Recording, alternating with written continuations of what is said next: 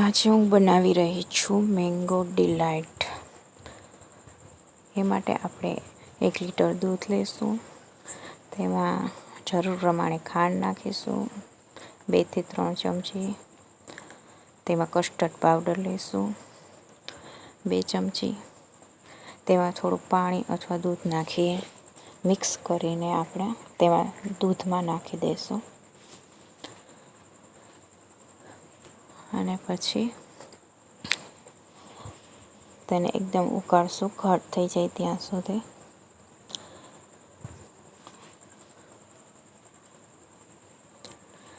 પછી દૂધ ઠંડુ થવા દેવાનું છે.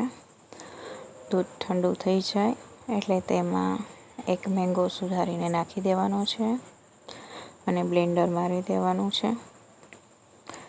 બ્લેન્ડર મારી એક વાટકામાં કાઢી તેમાં કેરીના નાના નાના પીસ નાખવાના છે 1 ચમચી અને ફ્રીજમાં ઠંડુ થવા મૂકી દેવાનું છે.